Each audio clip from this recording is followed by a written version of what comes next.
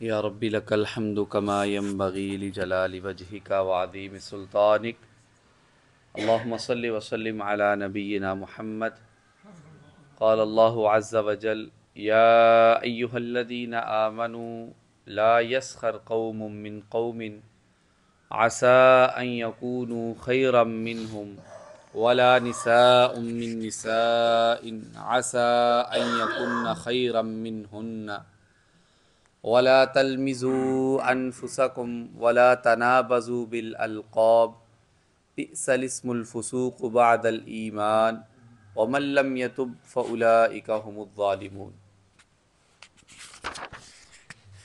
اے لوگو جو ایمان لائے ہو، کوئی قوم کسی قوم سے مذاق نہ کرے، ہو سکتا ہے کہ وہ ان سے بہتر ہوں، اور نہ کوئی عورتیں دوسری عورتوں سے، ہو سکتا ہے کہ وہ ان سے بہتر ہوں، اور نہ اپنے لوگوں پر عیب لگاؤ، اور نہ ایک دوسرے کو برے ناموں کے ساتھ پکارو۔ ایمان کے بعد فاسق ہونا برا نام ہے، اور جس نے توبہ نہ کی سو وہی اصل ظالم ہے۔ اس آیت کریمہ میں اللہ رب العزت کی ذات نے اہل ایمان کو کچھ اخلاقیات کا درس دیا ہے۔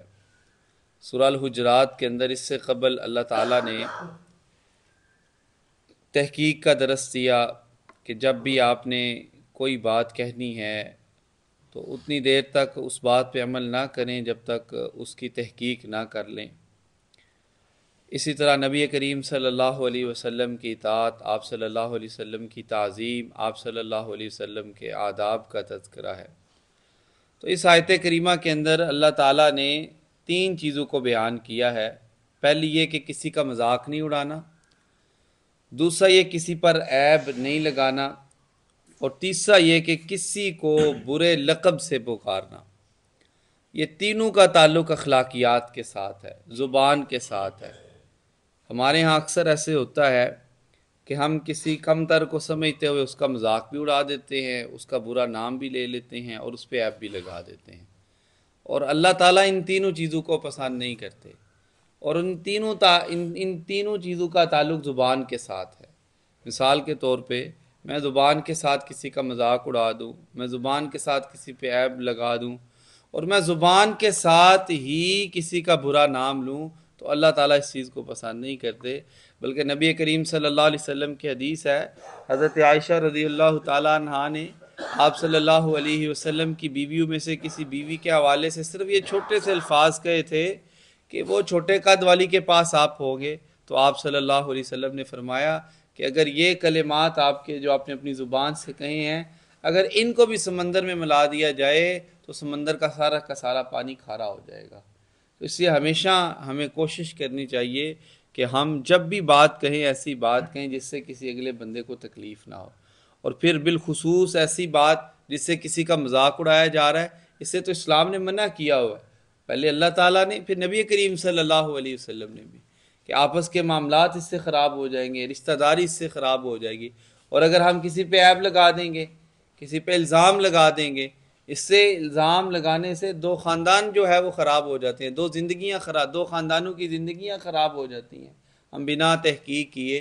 جیسے اللہ تعالیٰ نے اس سے پہلی آیت کے اندر یہی درس دیا ہے نا، کہ جب بھی آپ کے پاس کوئی فاسق خبر لے کر آیا ہے تو آپ نے اتنی دیر تک اس بات پہ عمل نہیں کرنا جب تک آپ تحقیق نہ کر لیں، اور پھر اگر تحقیق ہوئی نہیں ہے اور آپ نے عیب لگا دیا اس پر، اللہ تعالیٰ اس آیت کریمہ کے اندر یہاں پہ بالخصوص اس چیز سے منع فرما رہے ہیں۔ تو عیب لگانے سے کسی کی زندگی ہمیشہ کے لیے خراب ہو جاتی ہے۔ میں آپ میں سے کسی پہ عیب لگا دوں، الزام لگا دوں، آپ مجھ پہ لگا دیں، پھر ظاہری بات ہے پھر ہر انسان جو ہے ہماری طرف اس نگاہ سے نہیں دیکھے گا جس طرح وہ پہلے دیکھتا تھا، معاملات اس طرح کے نہیں رہیں گے جس طرح کے پہلے تھے۔ اس لیے جب بھی کوئی اس طرح کا معاملہ ہو تو سب سے پہلے اس پہ تحقیق کر لینی چاہیے، اور پھر اس کے بعد اس معاملے پر فیصلہ کرنا چاہیے۔ اللہ تعالیٰ نے اس آیت کریمہ کے اندر مسلمان مردوں کو بھی اس چیز سے منع کیا ہے، اور اسی طرح مسلمان عورتوں کو بھی اس چیز سے منع کیا ہے، اور اسی طرح کسی کا برا نام بھی نہیں لینا چاہیے۔ اور یہ ساری چیزیں جو ہیں یہ فاسق کر دیتی ہیں۔ آپ صلی اللہ علیہ وسلم نے اس چیز کی وضاحت اس طرح کی کہ مسلمان کو برا بھلا کہنا، برا بھلا کسی بھی لحاظ سے، وہ فسق و فجور میں آ جاتا ہے۔ اور روزہ تو ہمیں اسی چیز کا درس دیتا ہے۔ اس سے ہماری ایک پریکٹس ہو جاتی ہے، نبی کریم صلی اللہ علیہ وسلم نے فرمایا بہت سے روزہ دار ایسے ہوں گے جنہیں بھوک اور پیاس کے علاوہ کچھ بھی نہیں ملے گا۔ کیوں انہیں بھوک اور پیاس کے علاوہ کچھ نہیں ملے گا؟ کیونکہ زبان کے ذریعے ایسی باتیں کہہ دی ہوں گی یا عمل کے ذریعے ایسے کام کر دیے ہوں گے جس سے روزے کا اجر و ثواب جو ہے وہ ضائع ہو جاتا ہے۔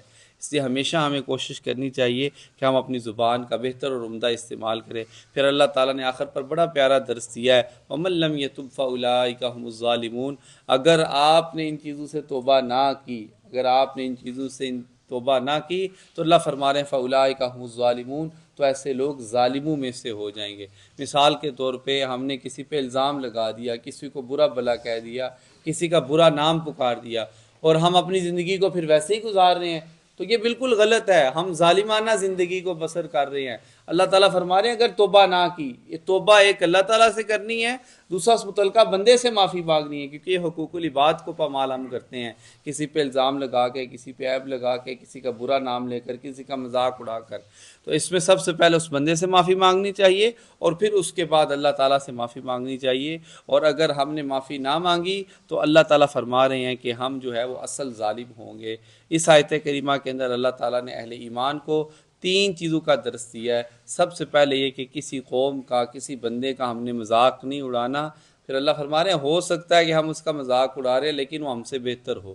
نبی صلی اللہ علیہ وسلم کے دور کے اندر صحابہ کرام بیٹھے ہوئے تھے، ایک صحابی تھے جن کی ٹانگیں بہت کمزور تھیں، اور وہ کھجور کے اوپر چڑھے، کھجور کے اوپر چڑھ کر وہ کھجوریں اتار رہے تھے، اچانک ہوا آئی اور ان کا تامن تھوڑا سا اوپر ہوا، اور ان کی پتلی ٹانگوں کو دیکھ کے صحابہ کرام نے مذاق اڑانا شروع کر دیا۔ تو آپ صلی اللہ علیہ وسلم نے فرمایا اس کی کمزور ٹانگوں کو نہ دیکھو، ان کی فضیلت اللہ تعالیٰ کے ہاں اتنی زیادہ ہے کہ آپ اس کا حساب و کتاب ہی نہیں لگا سکتے ہیں۔ تو اس لیے کسی کا مذاق اس طرح اڑانا، یہ اسلام ہمیں اس چیز کی اجازت نہیں دیتا۔ پھر کسی پہ عیب لگانے سے اللہ تعالیٰ نے اس آیت کریمہ کے اندر منع فرمایا ہے۔ پھر اسی طرح کسی کا نام برے طریقے سے پکارنا، اللہ تعالیٰ نے اس چیز سے بھی منع فرمایا ہے۔ ان کا تعلق اخلاقیات کے ساتھ ہے، اگر ہم ان کے مطابق رہیں گے تو یقیناً ہم ذاتی طور پہ بھی بہتر رہیں گے اور ہمارا معاشرہ بھی بہتر رہے گا۔ اللہ تعالیٰ مجھے اور آپ کو عمل کی توفیق عطا فرمائے۔